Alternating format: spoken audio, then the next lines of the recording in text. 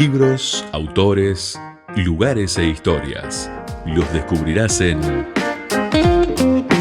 Para viajar lejos, con la docente y escritora María García Marichal.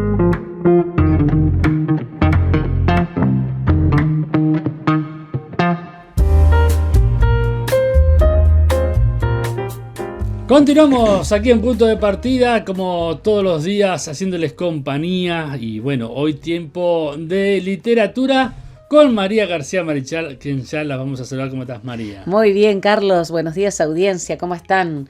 Yo, como siempre, que estoy en la Radio Libertador. Feliz. Muy bien. Las vías de comunicación 091-99-1210 más 598 si está fuera del país, tanto por Telegram como por WhatsApp. No, porque vamos a hablar del lunfardo, entonces iba a tirar una frase. ¿Por qué? Me hace juego la mente, ¿viste? Se me va. Pero bueno, está. Se me vuela, Carlos, se me vuela. Se me bola, dijera de Lutier. Se me bola. Bueno, también nos pueden seguir a través de nuestras redes sociales. Gracias a todos aquellos que están dejando comentarios en las distintas columnas, pero especialmente en Para Viajar Lejos, que están dejando comentarios. A veces me olvido de revisar los comentarios y eso, y sé que hay gente que está dejando comentarios. Sí, y yo algunas fe ratas también, sí, así que le agradecemos. Muchas gracias, siempre son bienvenidos todos. Bueno, y en cuanto yo tengo el tiempo, me siento a responder y a agradecer esa presencia de ustedes, porque la radio es eso, ¿no? Es este intercambio que nos permite justamente tejer por supuesto, esto que estamos haciendo. No vas a decir la fecha, pero te vas para Colombia también. Me voy para Colombia. Tenemos escuchas ahí. Sí, hay radio escuchas en Colombia y hay gente que sigue la columna. Claro, obvio. Bueno, voy a estar unos días en Santa Marta porque quiero conocer el Parque Nacional Tayrona. Me volví a reír porque me acordé de otra cosa también. A ver, ¿le invitan a Texas? Y dice, no, a Texas no voy. Bueno, pero yo puedo elegir. No, está bien. Lo que pasa es que ¿por qué quería ir a Colombia? Porque allí Colombia tiene su encanto. Claro, ¿no? Me invitaron, sí es verdad, me invitaron en realidad a Nevada, a Las Vegas, a un encuentro de escritores a Las Vegas, y dije que no. Entonces Carlos todavía me dice, yo no puedo creer que esta mujer diga que no cuando le invitan a Las Vegas. Claro, pero sí, unas fichitas ahí. Justo, ahí no me vas a ver nunca. Entonces, porque además la pierdo, sé que voy a perder. Entonces voy a ir a Medellín a un encuentro que se llama Villa de la Candelaria, porque claro, la organizadora es una amiga muy querida que se llama Ángela Penagos, y además allí yo tengo amigos queridos. Me voy a encontrar con Silvia Siller.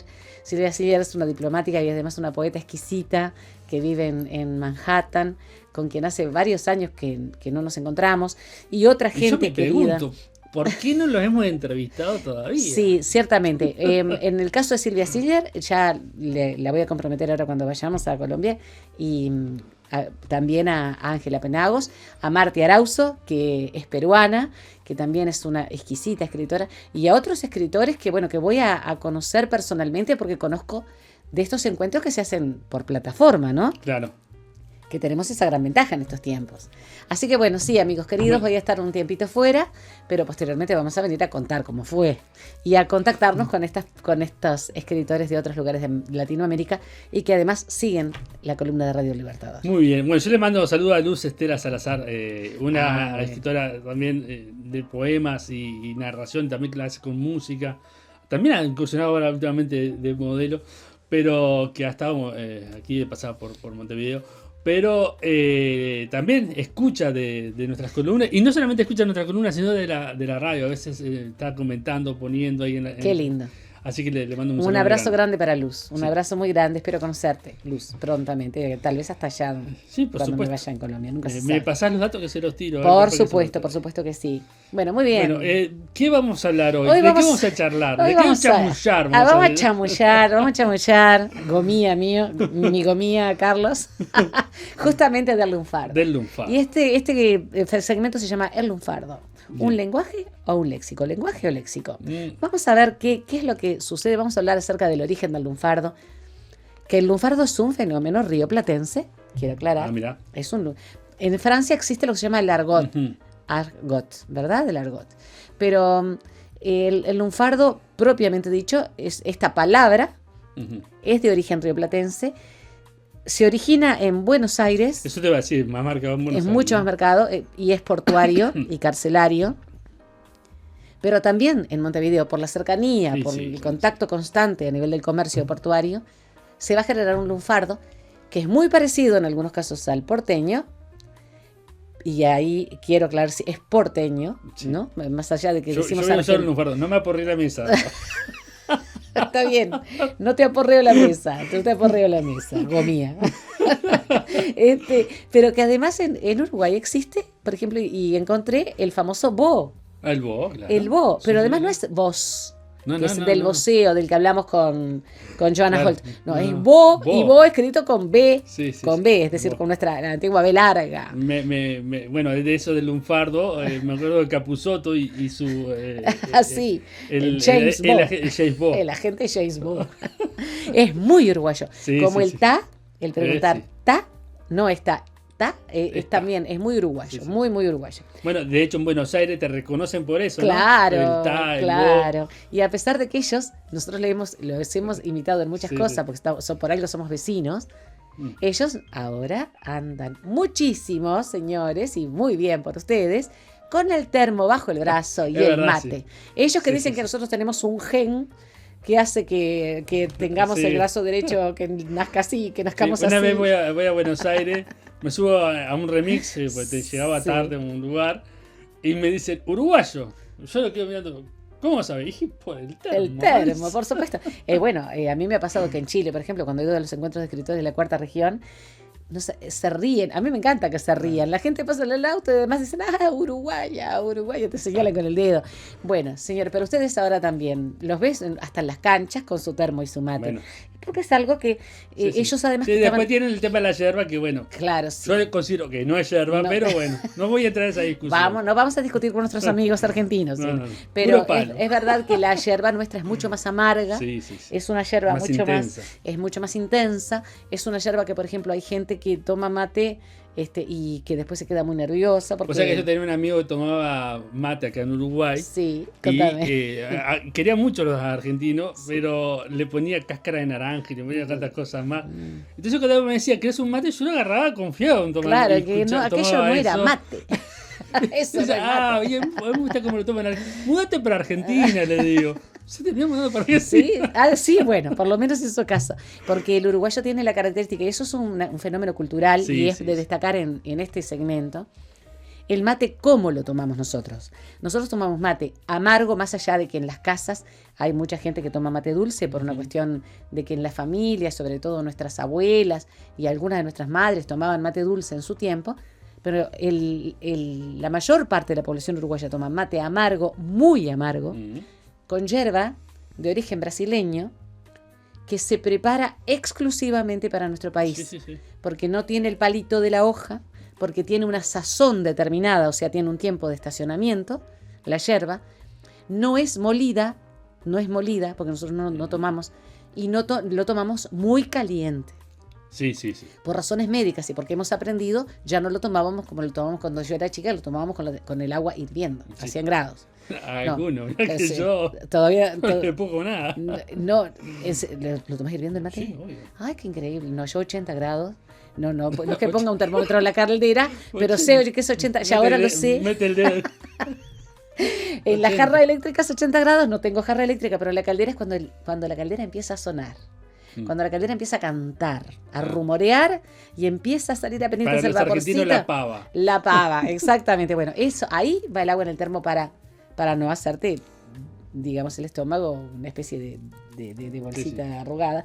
Porque, de todas maneras, creo que nosotros Bueno, tenemos también una adaptación, ¿eh? No, pero también el cáncer de exófago en Uruguay se viene a través Muchas de veces la se bacteria. está relacionado con el agua hirviendo. Sí. Entonces, si yo lo tomo cuando la caldera empieza ya a ronronear, digamos, pongo el agua.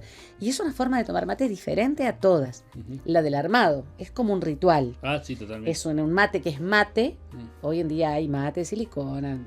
Sí, sí, sí. Eso es Hay una blasfemia. inoxidable. Blasfemia. Sí, sí. Inoxidable, mate cerámica. Vos sabés que acá en la raya, una vez en un festival, una muchacha llevó, una muchacha que conoce muy bien la audiencia, ¿Así? Llevó llevó? Un mate de silicona Ya violeta. ya me imagino. No, por favor, no. Eso es blasfemia. No, eso no se hace. Bueno. Eso es ir contra todos los principios del mate. Mate, o sea, mate de casco, digamos, Sí. que es de una planta, que se llama porongo en realidad. porongo. Es una planta que es una enredadera que da el mate. Eso yo sé hacerlo, ¿eh? Digamos, se excava, se hace el hueco, se deja mucho tiempo secar y después se cura. Se cura con yerba mojada de otros mates o yerba que tú mojas. No. Y después de 48, 72 horas ya se puede preparar un mate que lleva una mesita, lleva una colinita. Yo me río porque en la curada algunos le ponen whisky. Bueno, en la curada algunos le ponen whisky. Yo no sé si le ponen whisky Bueno, hay para amigos. eso, o para después tomar de lo que le sobra. También, acá, bueno, ya que estamos. Sí, bueno, sí. Esto es para el mate y esto, bueno. Ya que sobra. Sí me acuerdo de que mi padre, por ejemplo, le ponía caña porque decía que se impregnaba más fácilmente. Sí. Pero eso creo que No es sé, mítico, no eso sé. me parece que es un mito. Y la famosa colinita, la montañita que le decimos Sí, nosotros, sí. que eso no se puede tirar. No. Eso te permite que vos le puedas dar vuelta varias veces y un termo de mate te dure una cebadura Sí, y pico. yo trabajaba en otra emisora y tenía amigos que estaban en el estudio y se le daba un mate. Y agarran el mate y le empezaban a hablar con el mate acá, ¿no? Ay, sí. Entonces yo me Conversar, acercaba y le decía, bueno, mirá, le digo, yo estoy tomando mate. Claro. Le digo, esto es un mate, esto Claro. se toma, esto es un micrófono, pero esto se habla. Si querés hablar, habla acá. Pero tomate el mate, le digo. Un excelente, pero una metáfora perfecta, Y sí, ¿eh? porque es como que vos que le das el mate es el interlocutor. Pero ¿por qué le conversás al mate? ¿Por qué si el mate es para tomar? Totalmente. Yo tengo el... ¿Cómo llegamos acá? por el lunfardo. Por el lunfardo. Vamos de nuevo. Vamos al lunfardo. Empezamos. Buenos días, audiencia. Si están tomando mate, bueno, y acuérdense de que el mate, yo tengo el problema de que tomo mate muy rápidamente. Yo me tomo una cebadura de mate en un ratito. Un ratito. Y el mate, como el lunfardo, son propios del Río de la Plata. Mate amargo para el oriental, como nos dicen los argentinos. El oriental toma mate amargo, muy amargo, desde la época del gaucho. ¿Te acuerdas cuando hablamos de Viaje de un naturalista? De Charles Darwin. Que, bueno, Charles Darwin tomaba mate. Claro. Porque era el desayuno que había y se acostumbró a tomar mate. Tan es así que cuando se fue, estuvo 2 años por estos lados, 2 años y algo, extrañó el mate. Y bueno. Lo extrañó. El lunfardo es una jerga originada y desarrollada en el Río de la Plata, actuales Buenos Aires, Argentina y Montevideo, Uruguay. Pero en realidad su origen es principalmente porteño, bonaerense. También se habla lunfardo en La Plata, Santa Fe. Hay un lunfardo cordobés Sí, y hay un lunfardo rosarino. Yo conozco algo del lunfardo cordobés que es muy gracioso. Contribuyeron al desarrollo de este lunfardo, por supuesto, que las inmigraciones, ¿no? Eso es algo absolutamente lógico. Los inmigrantes fueron quienes influyeron con su aporte lingüístico a que se formara esta jerga, este argot. La enorme inmigración procedente principalmente en Argentina de italianos, en Uruguay de españoles, en Uruguay principalmente fueron españoles, muchísimos gallegos, pero además catalanes, aragoneses, andaluces. En Argentina hubo españoles inmigrantes, claro que sí, pero eran principalmente italianos y muchísimos napolitanos y sicilianos de Siracusa y del interior de Sicilia. Entonces, esto hace que también haya ciertas variantes de ese argot, ciertas variantes de ese lenguaje que es el lenguaje lunfardo. No tenemos que olvidarnos que la cultura es un entretejido y que el lenguaje, primero oral y posteriormente escrito, hacen una parte fundamental de ese tejido.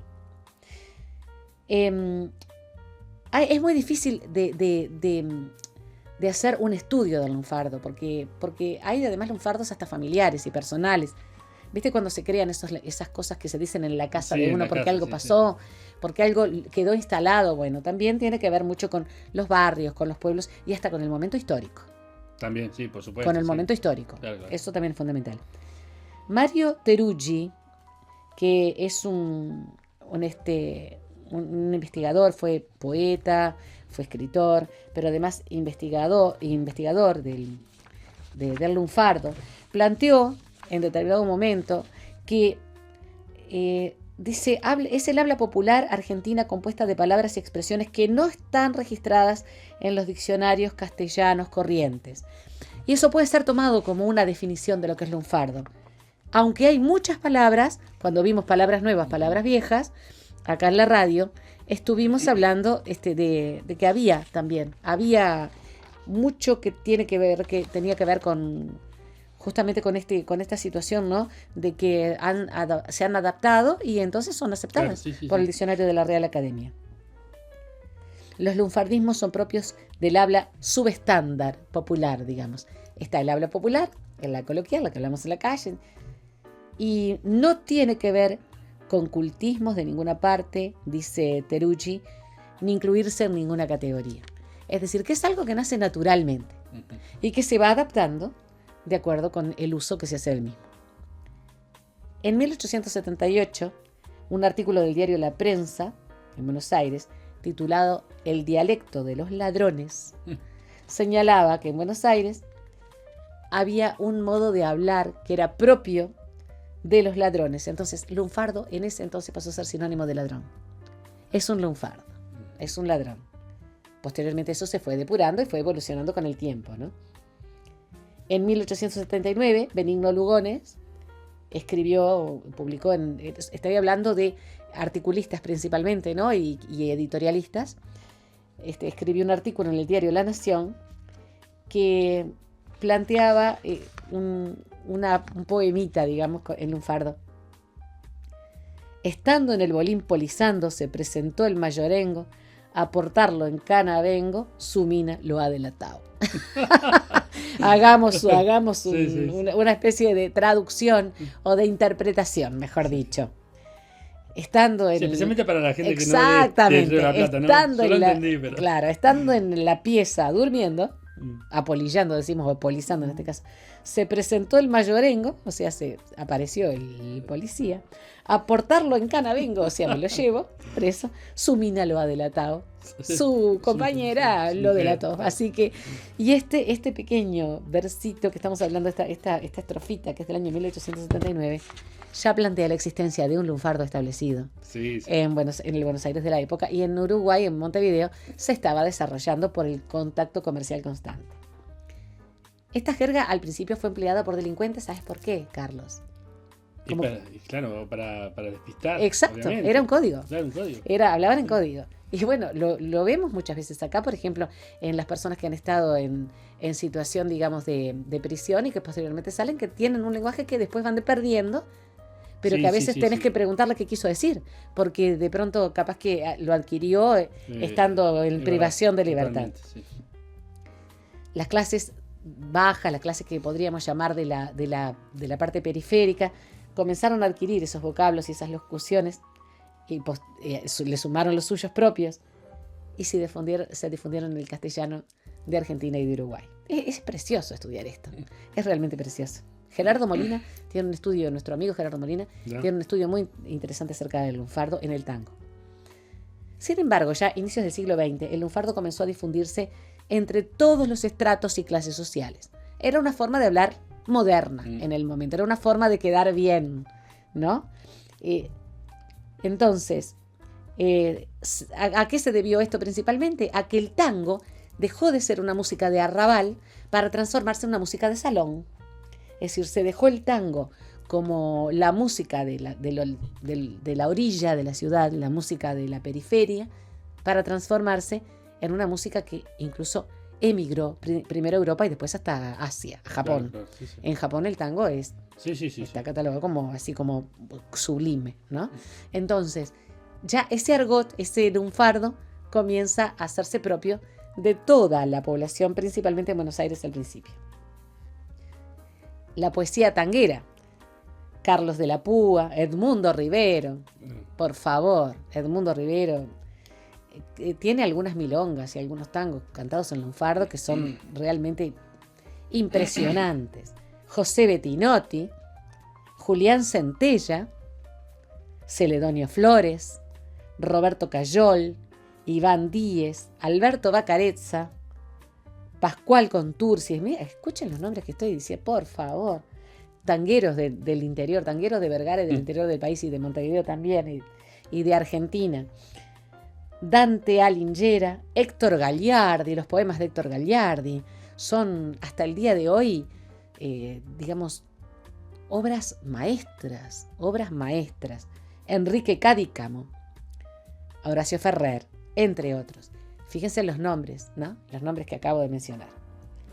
Con el transcurso de los años, varias de las palabras que aparecen en los tangos con lunfardo empiezan a aparecer también en Chile, en Paraguay, al sur de Bolivia, o sea, en las zonas limítrofes. No en Brasil, porque en Brasil se habla portugués. Claro, sí. Entonces el lunfardo se hace más en el habla castellana. En la década del 90, y aquí este dato para mi amiga Marti Arauzo, que sé que lo sabe más que yo y que nos sigue en la columna, empieza a aparecer un lunfardo en Perú, un lunfardo peruano. Hay una exportación de lunfardismos argentinos, principalmente en el tango al principio y en el rock argentino después. Claro, sí. El rock argentino, que tuvo el boom de los años 90 y 2000, los 90, los 80 también. Los 80, glorioso, el rock argentino, fue como el tango, o sea, fue como una, digamos, como una punta de lanza para introducir las formas de hablar, las formas dialécticas y también de escribir posteriormente en los países limítrofes. Jorge Luis Borges dijo en determinado momento: yo tengo la impresión de que el lunfardo es artificial, que es una invención de Gobello. Gobello fue el fundador de la Academia Porteña del Lunfardo. Y de Bacarezza, autor de letras de tango y poeta, ¿no? Bueno, Borges, vamos a aclarar que Borges no quería a nadie, ¿no? No quería a nadie. Nosotros lo amamos, pero él no quería a nadie. Entonces dijo que le parecía que era una invención de Gobello y Bacarezza. Entonces Oscar Conde, que es otro escritor, cita esta frase y comienza: a conciencia no, el viejo Borges decía una porción de verdad, porque si bien Gobello no inventó el lunfardo, sí inventó en cambio el estudio del lunfardo. Bacarezza, que fue un poeta y un dramaturgo impresionante, usó muchísimo el lunfardo en sus obras. Bacarezza es además el exponente máximo del sainete. El sainete es una obra de teatro pequeña. El sainete porteño de Bacarezza es impresionante. No estamos hablando de una estatura dramatúrgica como la de Florencio Sánchez, pero estaba influenciado por él. Claro. Vamos a hablar ahora de la etimología del origen, ¿no? La palabra lunfardo es de origen lombardo, de la Lombardía italiana. Se habla en la Lombardía, aunque se habla en el norte italiano, aunque también se habla en algunas otras regiones. Era muy frecuente, a principios del siglo XX, llamar lombardi a los zampones, a la gente que estaba en Lampa y que procedía de la gran inmigración lombarda que hubo en Buenos Aires en esa época, ¿no? Para otros, la palabra lunfardo no proviene directamente de Italia, sino de la mafia marsellesa que se estableció en el Río de la Plata a fines del siglo XIX. Quiero aclarar que esta investigación me ha hecho ver que tengo mucho para aprender de Lampa o de la mafia, porque los argots y las conversaciones en código, los lenguajes codificados, tienen mucho que ver con la delincuencia y que se establece casi siempre, no siempre, porque hay mucha delincuencia de guante blanco en todas las clases sociales, las hay, y hay muchas en las clases altas, pero digo que en las áreas más periféricas aparece el lenguaje relacionado con esto. Otilia da Veiga, que fue vicepresidenta en 2011 de la Academia Porteña del Lunfardo, desea que en ciudades de Lombardía, en Italia, había prestamistas y banqueros a quienes la gente humilde llamaba Lumbardi, porque los asociaba con ladrones. Entonces de allí Lumbardi y Lunfardo. Así que puede ser ese origen. Se dice lunfa en forma abreviada, o sea que hay lunfardo del lunfardo, y entonces el lunfardo es lunfa. Surgió en Buenos Aires en la segunda mitad del siglo XIX y tiene que ver mucho con la inmigración italiana, como decíamos, pero hay vocablos indígenas, africanos y gauchescos propios. El más cerrado comenzó en las cárceles, en un lenguaje carcelario, en código para que los guardias no supieran, a fines del siglo XIX. Es una mezcla de lengua española, italiana principalmente. Se produce además el cocoliche, del que derivan muchísimas palabras lunfardas. Otras palabras del gaucho, por ejemplo, piola. Soy flor de piola. Piola es una piola para atar. Sí, pero se le da después aquello de soy un vivo bárbaro. O soy una viva bárbara. Después es muy común el berre, el hablar al berre. El mionca, por ejemplo, el camión, el gomía, como yo te decía, sí, vos sos mi gomía.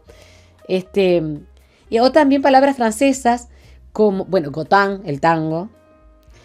Palabras francesas como verlan, que procede de l'envers, y que tiene que ver principalmente con algunas palabras que trajeron aquí hombres, pero principalmente mujeres, que se establecieron cuando el tango fue, digamos, lo máximo de los cabarets y que hablaban un argot típico de Francia. Después del napolitano me encanta la palabra scratchato, que es lo del scratch de que hablamos nosotros, ¿verdad? Scratchar a alguien, scratchato, que significa abollarlo, golpearlo hasta abollarlo, etc. Hay otras palabras del gallego, del portugués y del asturiano, del quechua, del guaraní, y hay una palabra del bantú que es quilombo. Quilombo es para nosotros algo así como un sinónimo de burdel, sí, pero en realidad, de prostíbulo, pero en realidad que la palabra quilombo es de origen bantú y se le llamaba quilombo a las poblaciones que se liberaban de la esclavitud en Brasil y que creaban sus propios, como Brasil es tan grande, sus propios pueblitos, ¿no? Sus propios pueblitos libres, independientes, en los que ellos hacían su propio gobierno, hacían su agricultura, su ganadería, se llamaba quilombo. Entonces, por desprecio a la etnia, a todo lo que tenía que ver con las poblaciones negras era un quilombo. O poblaciones de negros, o cosas de negros. Es lamentable lo que hemos hecho. Bueno. Es lamentable lo que hemos hecho, pero ese es el origen. Es una palabra bantú. En general, en cuanto a morfología y a lingüística, se habla de que es una especie de lenguaje gremial o argot de malvivientes, porque era utilizado por los delincuentes, pero en realidad se hizo muy común en las poblaciones, primero de la periferia y luego se hizo común en toda la población, Argentina primero y en muchos casos uruguayos. Luis Borges argumenta que este lenguaje es un lenguaje gremial, es la tecnología de la furca y la ganzúa, como tantos otros. O sea, él despreciaba totalmente al lunfardo, los detestaba. Según Jaime Mercado, lingüista, desde el punto de vista lingüístico, el lunfardo no es una lengua sino un léxico. De ahí el título de nuestro segmento. ¿Por qué? Para que un sistema de comunicación sea lengua, es menester que contenga todas las partes de la oración. Y el lunfardo no las tiene. Por ejemplo, le faltan preposiciones, le faltan conjunciones. Generalmente es bastante más elemental. Sí. Algunos lunfardistas han intentado hablar de él como lenguaje, pero no se llega, ni siquiera llega a ser un dialecto. Bueno, muchas palabras también se pierden, ¿no? Claro, por supuesto. Es una forma, un léxico. Y no hay por qué desprestigiarlo porque forma parte de una cultura en absoluto. Y menos nosotros, ¿no? Menos nosotros, por favor. Tiene 3 partes que son el sustantivo, el adjetivo y el verbo, pero casi nunca tiene pronombres. Los pronombres son propios del castellano. No hay preposiciones, te decía, no hay conjunciones. Por ejemplo, hombre bacán es una frase. Hombre bacán que me acamala es una oración.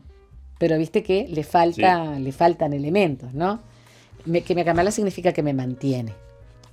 Que el bacán que te acamala tenga pesos duraderos, cantaba Gardel. Con respecto a la fonología, bueno, decíamos que es muy italiano. Ustedes, si escuchan hablar a uno de nuestros amigos porteños, es decir, a los bonaerenses de la capital, se dan cuenta que el eco es el mismo que el napolitano, prácticamente. Es verdad. Tienen el mismo eco. Según un estudio lingüístico del tango, realizado por el Colloque Internacional Sur de Toulouse, realizado sobre una muestra de 2.000 tangos, se clasificaron más o menos italianismos, panitalianos, es decir, digamos, que son propios de dialectos de Italia. Por ejemplo, hay un 38% de los vocablos del lunfardo que son italianos.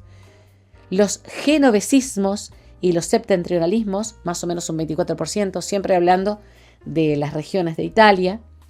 Por ejemplo, la palabra Ceneice. ¿Quiénes son los Ceneice? Los hinchaboca. Los de Boca. El mejor equipo argentino. Corresponde justamente al ligur, al genovés, la palabra seneise. Palabras hay piamontesas, lombardas, vénitas, hay meridionalismo, pero vamos a hablar de alguna. Laburo. Del lavoro, procede del lavoro, que significa trabajo, ¿verdad? En italiano, bacán, persona muy adinerada, elegante y amistosa. Del genovés, bacán, que significa patrón. Engrupir, engañar, del genovés, groppo. Estamos hablando de dialectos, ¿eh? Nudo, atado, envoltorio, posiblemente por irradiación semántica de los demás italianismos del lunfardo. También significa cuando te dan el paquete, o sea, te metieron un paquete, te dijeron una mentira. Del francés. Las voces lunfardas, según Rendón, provenientes del francés, se usan especialmente para mencionar lo prohibido, el placer que se relacionaba con el comercio sexual. De ahí que tenga mucho que ver también con aquellas mujeres que eran francesas, eran muy bien catalogadas y tenían generalmente lugares donde iban los caballeros. Principalmente había prostitución, pero principalmente iban a encontrarse, a tomar algo, a cantar, y además había, sí, mujeres, había comercio sexual.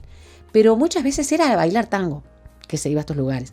Y hay tangos que, por ejemplo, que representan este tipo de mujer, Madame Yvonne, Francesita, tangos que representan a estas mujeres que vinieron con la esperanza, y casi siempre terminaron tristemente muy pobres, vinieron con la esperanza de hacer dinero en Buenos Aires.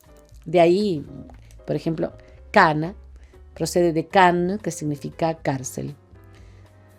Bastón, por el bastón de los policías, era también un término francés, de los rufianes, que me encanta la palabra rufián, qué linda.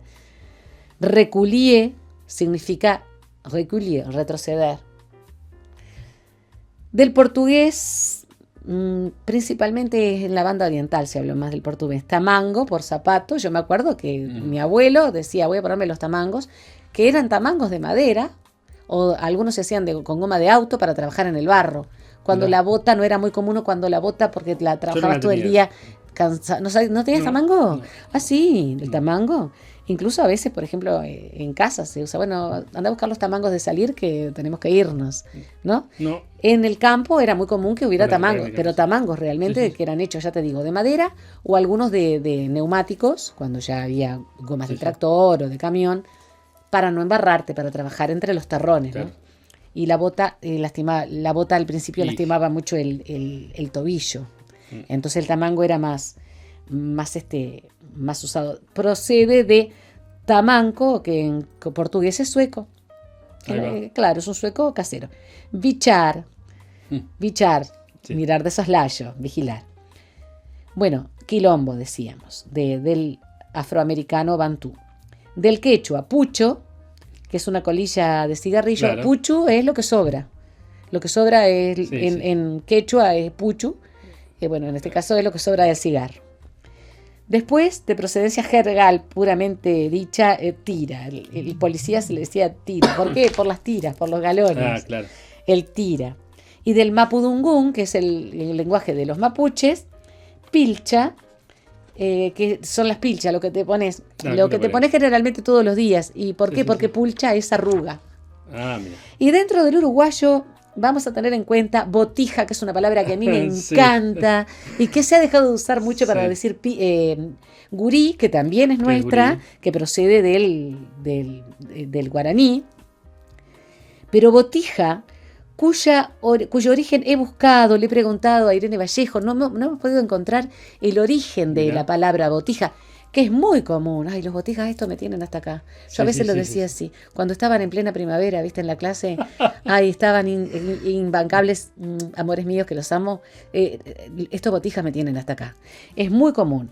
En Argentina es más pibe. Sí. Bueno, también acá changa, la palabra changa por el trabajo de un día, por ejemplo.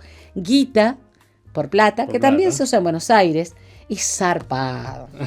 Este programa está zarpado. Eso es mucho más nuevo. Es muy, muy común que nos hayan, digamos, influenciado por el vocabulario porteño. Pero hay mucha cosa propia. Botija, sinónimo de niño o niño. La changa, zarpado. Bancar, apoyarte, aguantarte.